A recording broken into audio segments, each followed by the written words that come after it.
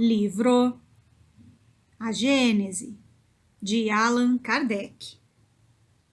Primeira parte, capítulo 12.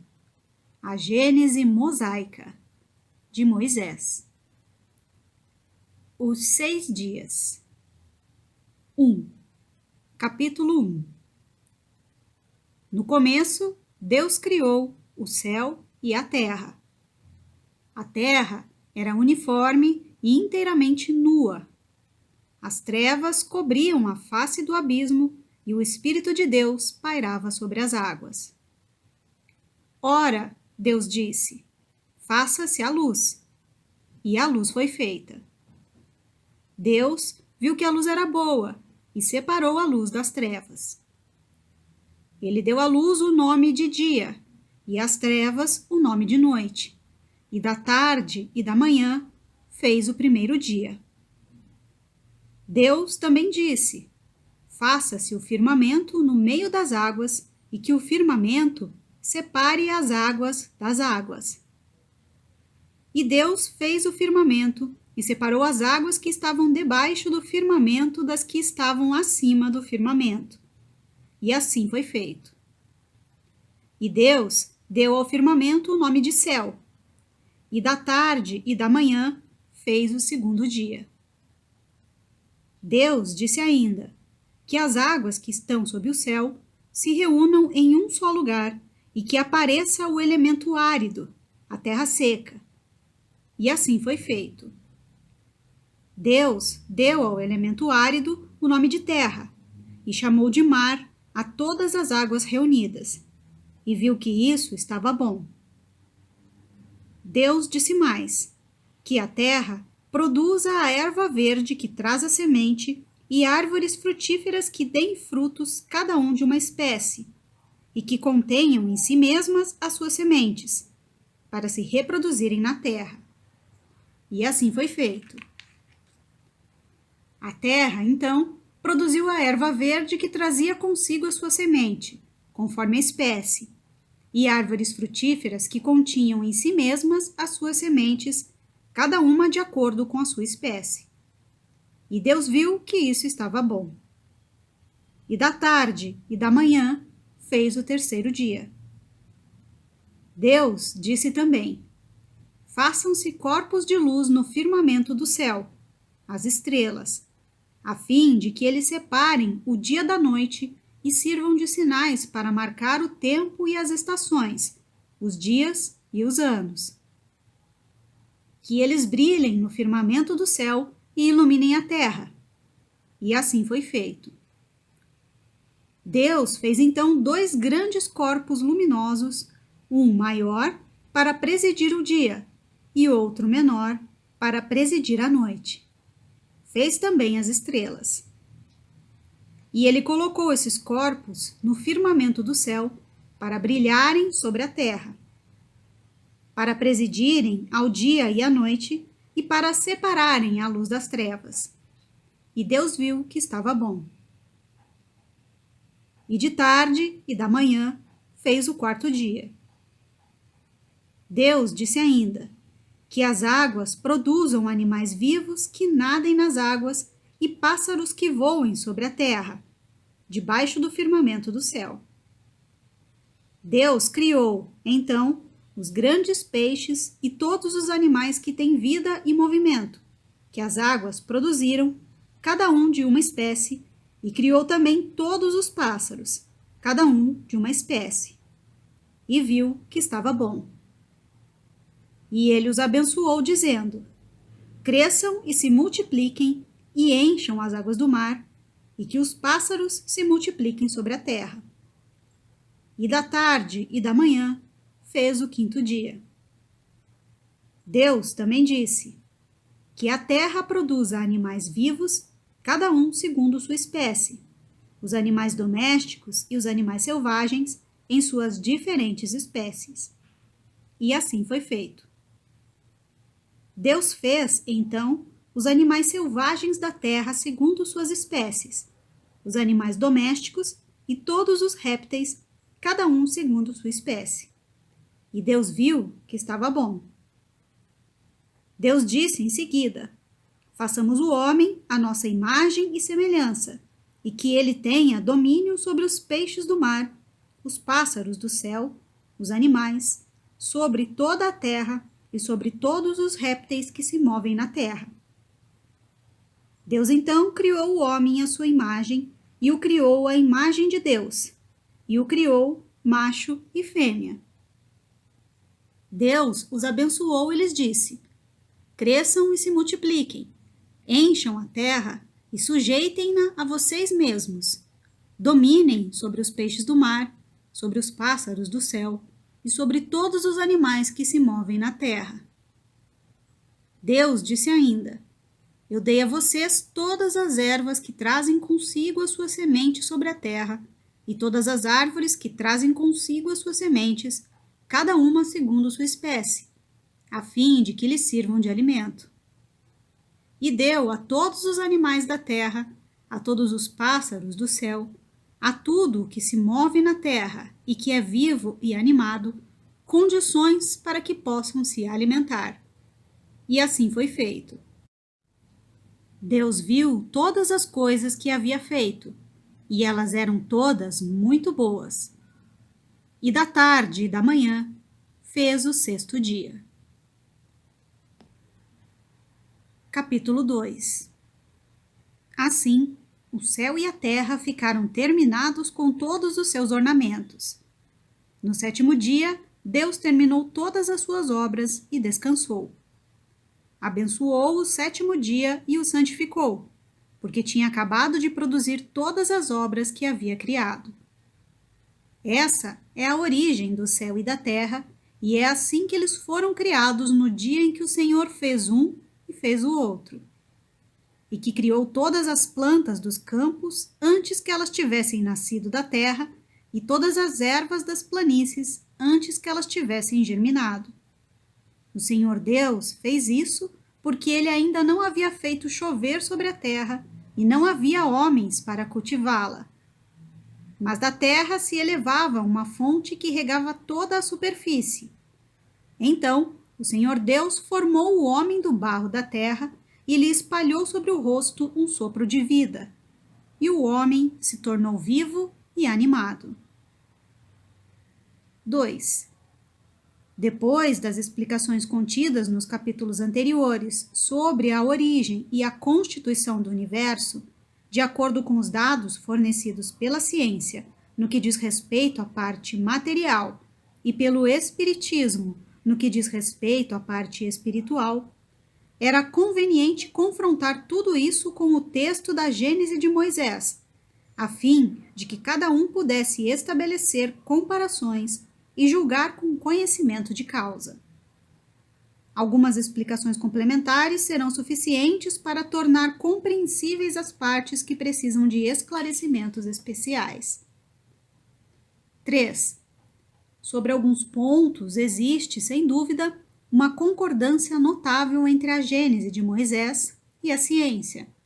Mas seria um erro acreditar que basta substituir os 6 dias de 24 horas da criação por 6 períodos indeterminados para que a comparação entre elas se torne completa. Outro erro, não menor, seria acreditar que, tirando o sentido alegórico de algumas palavras, a Gênese e a ciência caminham lado a lado, sendo uma simples tradução da outra. 4. Em primeiro lugar, é preciso observar, conforme já dito no capítulo 7, item 14, que a divisão em 6 períodos geológicos não é obrigatória, visto que é possível identificar mais de 25 formações bem caracterizadas, número este que apenas marca as grandes fases iniciais. Essa divisão em 6 períodos geológicos só foi adotada no começo para encaixar as coisas o máximo possível dentro do texto bíblico, numa época, aliás, pouco distante, em que se entendia que a ciência deveria ser controlada pela Bíblia. É por isso que os autores da maior parte das teorias cosmogônicas, descrição hipotética da criação do mundo, visando a facilitar a sua aceitação, se esforçavam para colocá-las de acordo com o texto sagrado. Assim que a ciência passou a se apoiar no método experimental, ela sentiu-se mais forte e se emancipou. Hoje é ela quem controla a Bíblia. Por outro lado, a geologia, tomando por ponto de partida apenas a formação dos terrenos graníticos, não abrange na contagem dos seus períodos o estado primitivo da Terra. Também não se ocupa com o Sol, com a Lua e com as estrelas, nem com o conjunto do universo, que são assuntos que pertencem à astronomia. Para enquadrar tudo na Gênese, é preciso acrescentar um primeiro período, que abrange essa ordem de fenômeno, o estado primitivo da Terra, quando ela ainda estava em formação, e ao qual poderíamos chamar de período astronômico. Além disso, nem todos os geólogos consideram o período diluviano como formando um período separado. Eles o consideram como um fato transitório, passageiro, que não alterou de maneira sensível o estado climático do globo, nem marcou uma fase nova para as espécies vegetais e animais. Tanto é assim que, com raras exceções, as mesmas espécies são encontradas antes e depois do dilúvio. Portanto, é possível desprezar o período diluviano sem com isso nos afastarmos da verdade. 5. A comparação a seguir, na qual estão resumidos os fenômenos que caracterizam cada um dos 6 períodos, permite que se abranja o conjunto e nos dá a possibilidade de julgar as relações e as diferenças que existem entre esses 6 períodos e a Gênese bíblica. A visão da ciência. 1. Período astronômico. Aglomeração da matéria cósmica universal num ponto do espaço em uma nebulosa que, pela condensação da matéria em diversos pontos, deu origem às estrelas, ao Sol, à Terra, à Lua e a todos os planetas. Estado primitivo fluídico e incandescente da Terra. Atmosfera imensa e carregada de toda a água em estado de vapor e de todas as matérias volatilizáveis. A Gênese. Primeiro dia. O céu e a terra. A luz. 2. A ciência. Período primário. Endurecimento da superfície da Terra pelo seu resfriamento. Formação de camadas graníticas. Atmosfera espessa e ardente, impenetrável aos raios do Sol. Precipitação gradual da água e das matérias sólidas que estavam volatilizadas no ar. Ausência completa de toda a vida orgânica. A Gênese. Segundo dia. O firmamento. Separação das águas que estão acima do firmamento das que estão embaixo. A ciência. 3. Período de transição. As águas cobrem toda a superfície da Terra. Primeiros depósitos de sedimentos formados pelas águas. Calor úmido. O Sol começa a atravessar a atmosfera nublada. Surgem os primeiros seres organizados de constituição muito rudimentar. Líquens, musgos, fetos, plantas com folhas muito recortadas, licopódios, trepadeiras, plantas herbáceas. Vegetação colossal. Primeiros animais marinhos, zoófitos, polipeiros, crustáceos. Depósito de hulha, carvão de pedra. A Gênese. Terceiro dia. As águas que estão debaixo do firmamento se reúnem. Aparece o elemento árido. As terras e os mares. As plantas. A ciência. 4. Período secundário. Superfície da Terra pouco acidentada. Águas pouco profundas e pantanosas.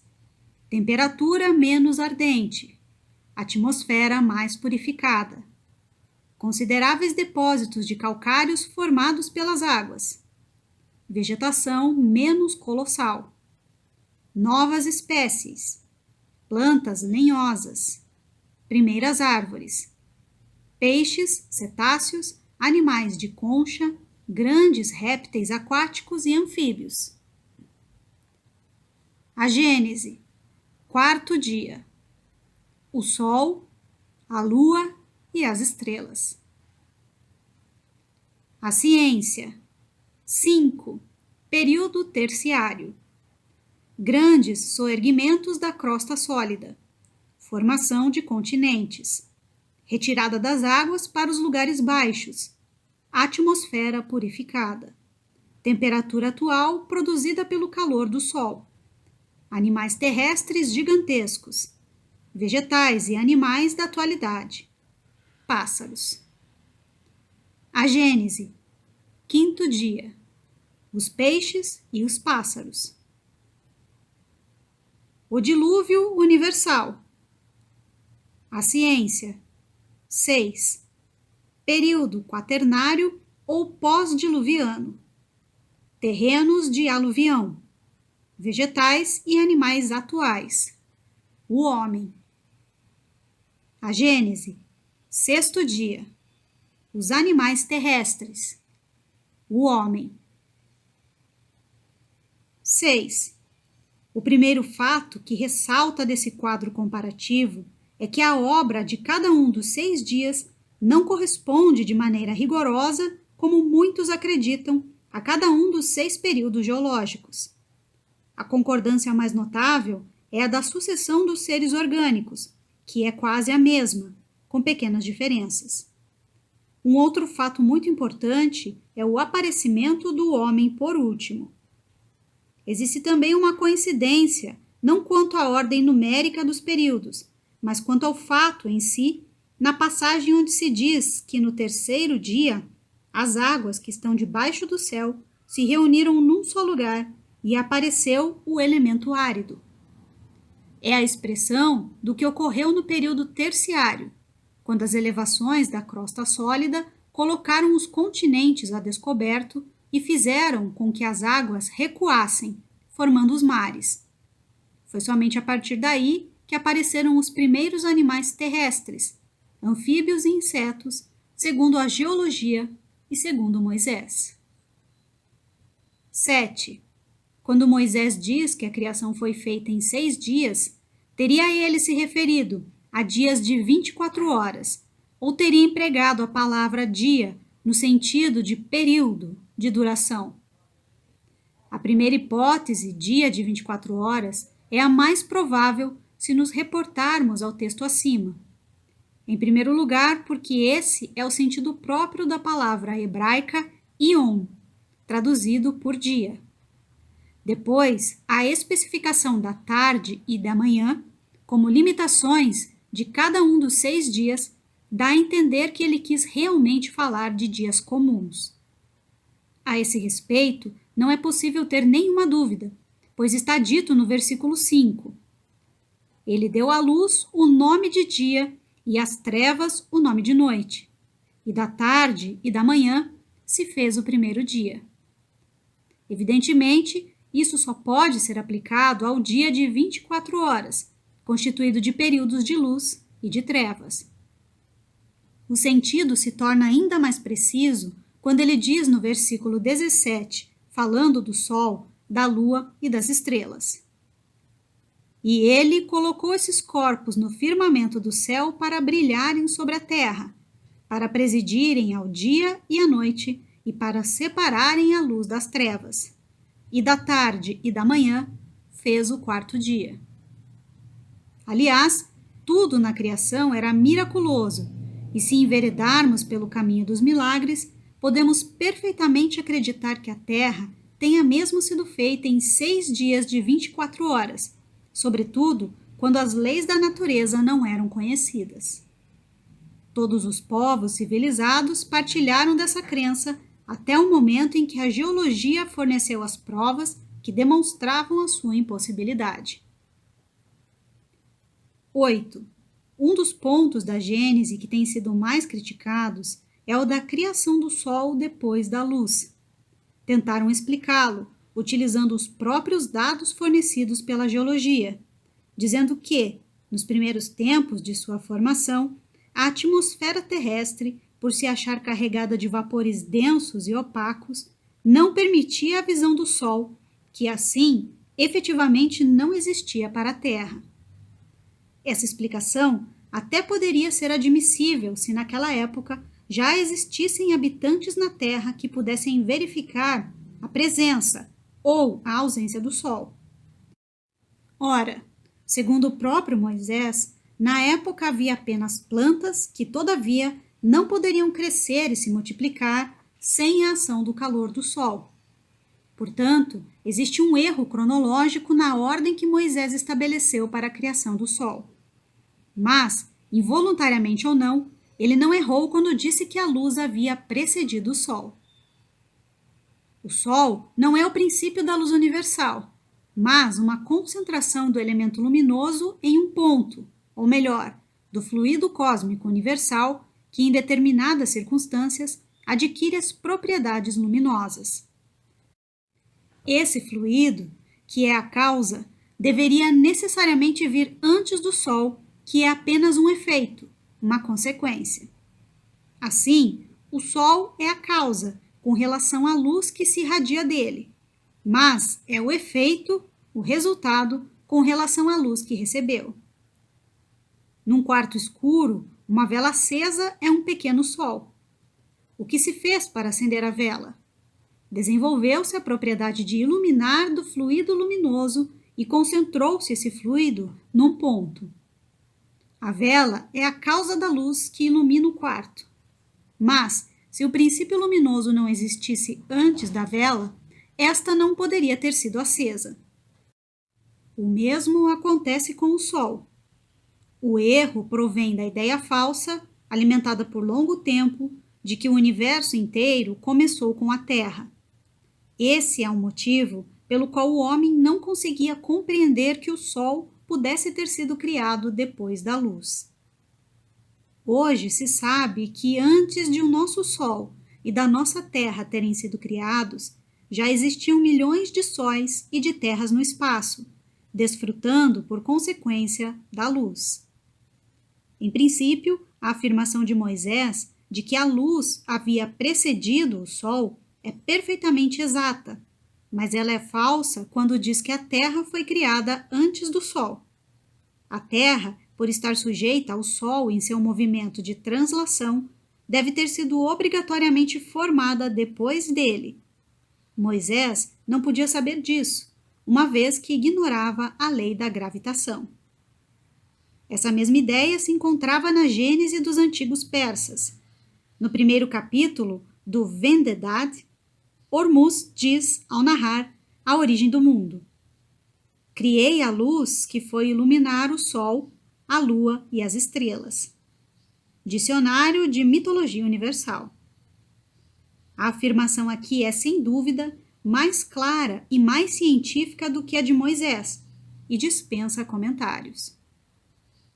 Observação: Lei da Gravitação Universal, formulada pelo cientista inglês Isaac Newton, com o seguinte enunciado: duas partículas se atraem com forças cuja intensidade é diretamente proporcional ao produto de suas massas e inversamente proporcional ao quadrado da distância que as separa.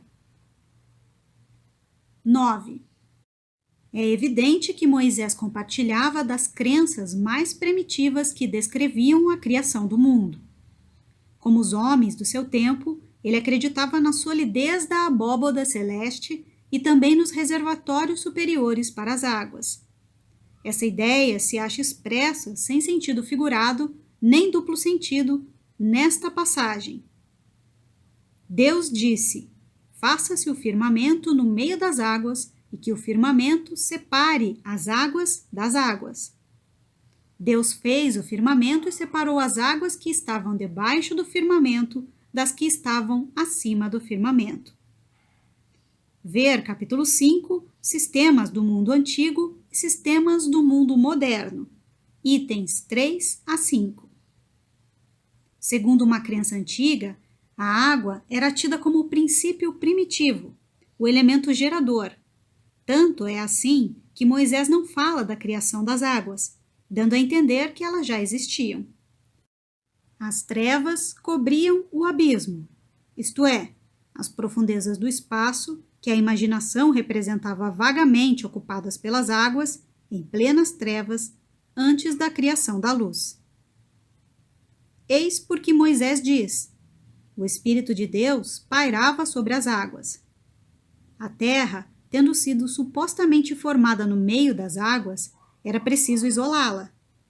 Imaginou-se então que Deus tivesse feito o firmamento como uma abóbada sólida para separar as águas que estavam em cima das que estavam sobre a terra. Para compreender certas partes da Gênese, é indispensável que nos coloquemos no ponto de vista das ideias sobre a criação do mundo na época da qual essas ideias são um reflexo. 10. Diante dos progressos da física e da astronomia, semelhante teoria é insustentável. Entretanto, Moisés atribui essas palavras ao próprio Deus. Ora, tendo em vista que elas exprimem um fato notoriamente falso, de duas uma: ou Deus se enganou no relato que fez da sua obra, ou esse relato não é de origem divina. Como a primeira hipótese não é admissível, uma vez que Deus não pode se enganar, deve-se concluir que Moisés apenas exprimiu as suas próprias ideias. Ver capítulo 1, item 3. Nota de Allan Kardec. Por mais grosseiro que seja o erro na crença de que o mundo foi feito em 6 dias, ela ainda hoje é colocada no cérebro das crianças como sendo uma verdade sagrada. Os educadores tremem quando ousam se aventurar em fazer uma tímida interpretação. Como pretendem que isso mais tarde não venha a fazer incrédulos? 11. Moisés está mais próximo da verdade quando diz que Deus formou o homem do barro da terra. De fato, a ciência demonstra, ver capítulo 10, que o corpo do homem se compõe dos mesmos elementos tirados da matéria inorgânica, ou seja, do barro da terra. A mulher formada de uma das costelas de Adão é uma alegoria, aparentemente infantil, se for tomada ao pé da letra, mas é profunda quanto ao seu sentido. Tem por finalidade mostrar que a mulher é da mesma natureza que o homem e que, por consequência, é igual a ele perante Deus. Ela não é uma criatura à parte, feita para ser escravizada e tratada como um ser desprezível. Como a mulher saiu da própria carne do homem, a imagem da igualdade é bem mais expressiva do que se ela tivesse sido formada separadamente do mesmo barro. O sentido é dizer ao homem que ela é igual a ele e não sua escrava, e que ele deve amá-la como parte de si mesmo. Nota de Allan Kardec.